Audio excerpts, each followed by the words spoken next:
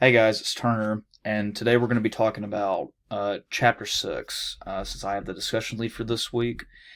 And today we'll talk about the law enforcement response to persons with mental illnesses and crises. Chapter 6 started off with a quote: Mental illness is not a choice, it is a medical disease, by S.F. Greenberg. I thought this really represented the whole chapter in a nutshell. This is really true, especially for somebody who is in law enforcement. I am a probation officer. I see it every day.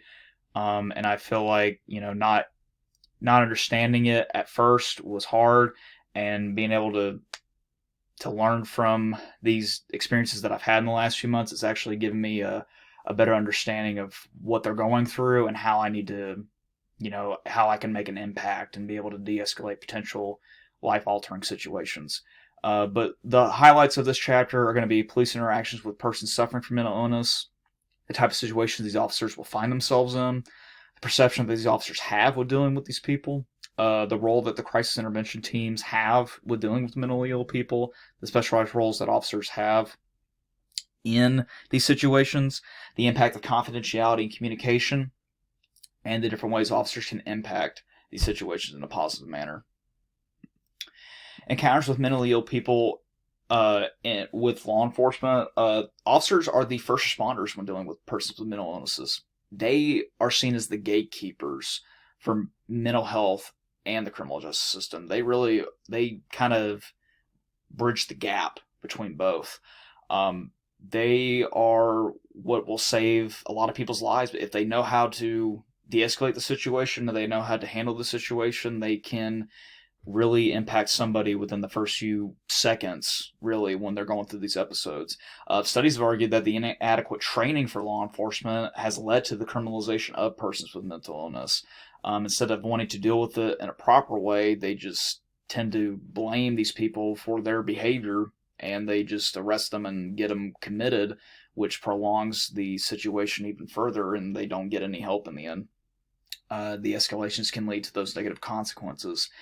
There's a need for further education. I think law enforcement needs to have more specialized courses, specialized training. I hope more state governments get involved with that. I think it's a huge tool that law enforcement officers really need to take advantage of.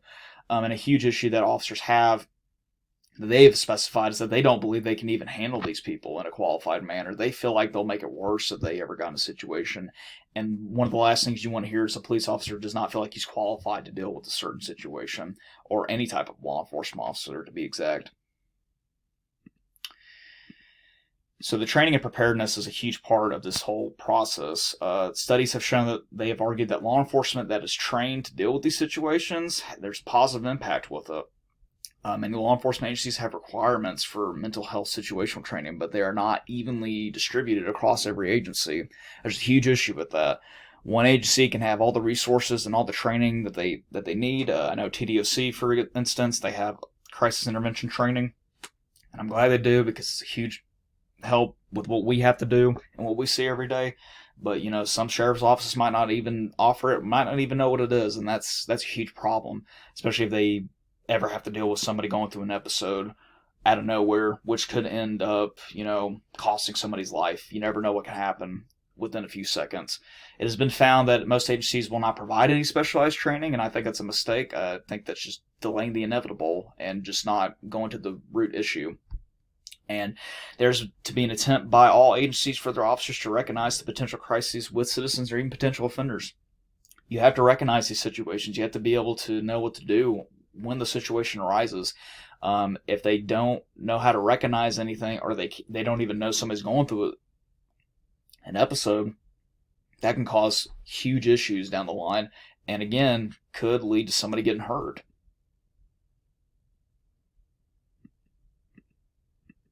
The skills required by law enforcement: communication is the biggest thing.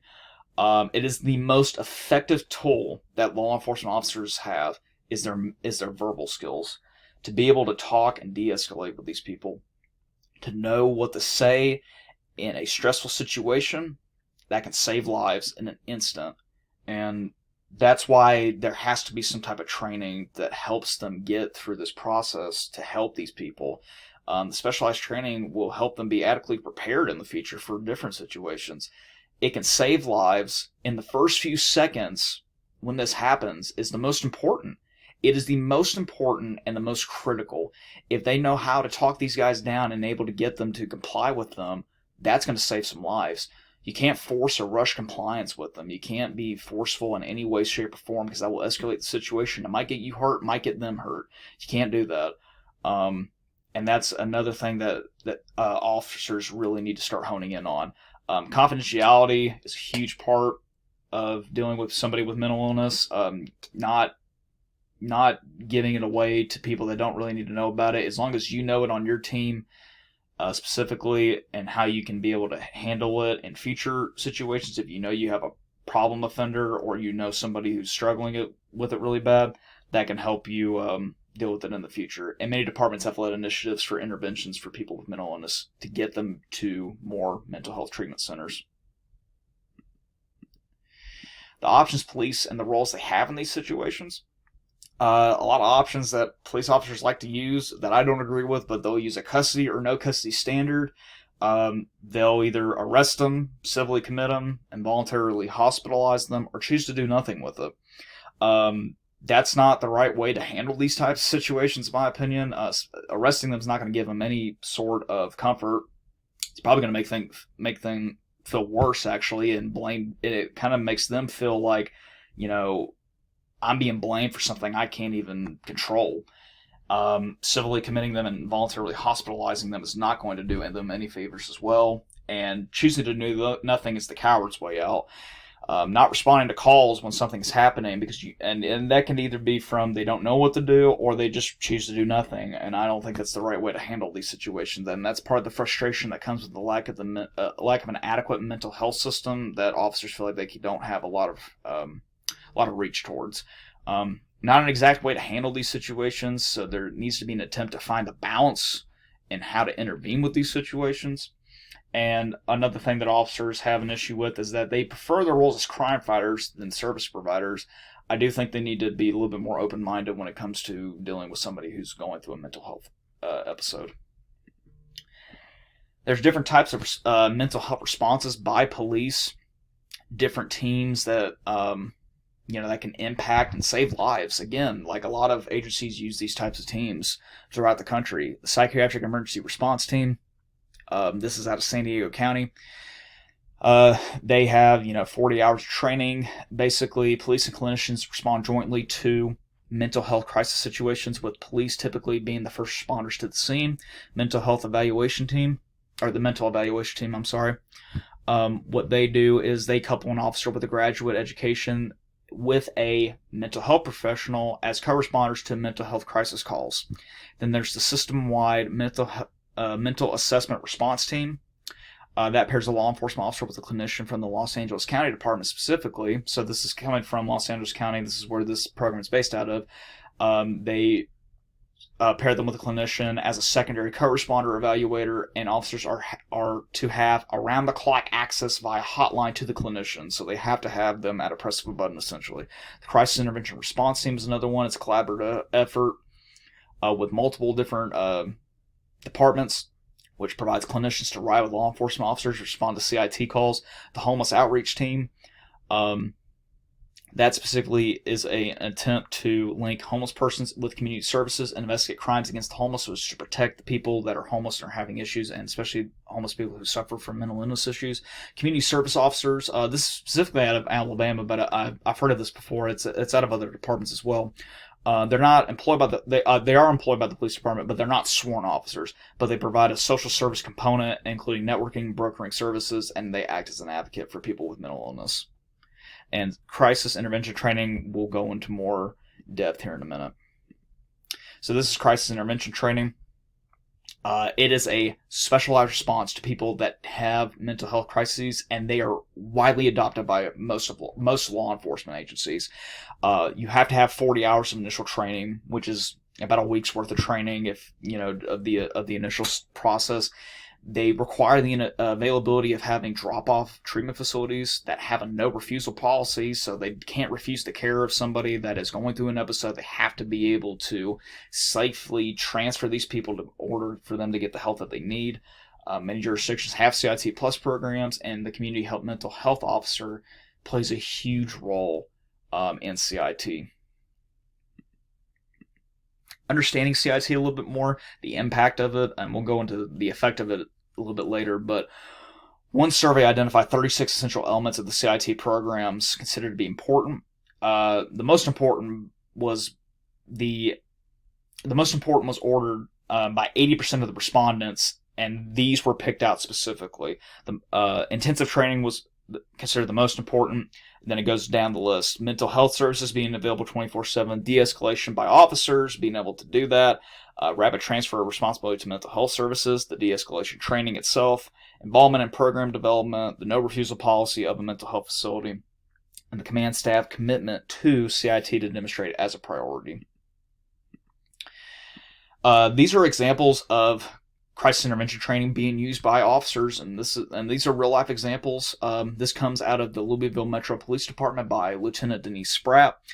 Some of these situations are crazy to think about, but it does help to know that some departments know what they're doing when they have to deal with these types of situations.